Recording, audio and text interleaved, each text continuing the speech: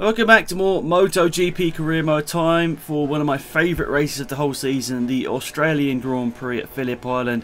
Absolutely love this track. I've always enjoyed my racing around here.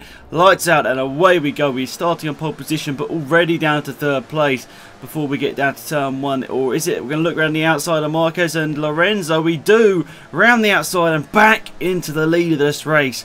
It's not really a must-win race. Well, we don't really have must-win races because we have a 15-point championship lead, but obviously every single race you want to win.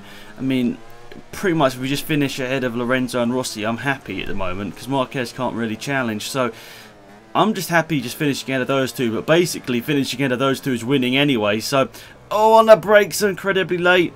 The rear wheel comes up and yes, you can see there, I was looking who's gone through. It's Lorenzo and Marquez. Marquez has really come strong the second half of the season, but oh no, there's contact. Do I use a flashback? No, I don't. Okay, then.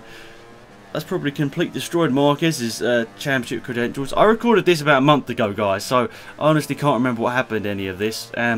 So, yeah. I'm pretty happy with that. That I'm in the lead. Pretty disappointed that I didn't use a flashback, though. Honestly, guys, I should have used a flashback there. Not sure why on earth I didn't, but it's just how it is. Sometimes I don't do things, I guess, when I maybe should, but unfortunate for Marquez to go down the road there. Obviously, it'd be nice for me to there, you know, to rewind that and give him the position because honestly, he didn't deserve to get taken out there. But that's just one of those things, I guess. I just didn't flashback when I probably should have. So sorry about that, guys. So yeah, lap 2 now. We've got a bit of a lead over second place now. We're pretty good at the moment. Track record or fastest lap of the race obviously there. So yeah, to be perfectly honest, there's not much to say to you know, honest at the moment, because really we just need to pick up this race win, and we're doing a pretty decent job of it at the moment. And to be perfectly honest, we have not that many races left, so if we can get a race win here, that'll pull out the championship gap obviously, and we're in a pretty solid position going to the last, is it 2 rounds after this or 3 rounds? Malaysia and Valencia, I think? Maybe? I can't remember now. Can't remember what's the right word here. Can't remember how many points you get for a win over second place and how many points we got left. So maybe we will wrap up the championship here today. Like technically, maybe, I'm guessing not. What am I even saying? I don't even know, to be honest.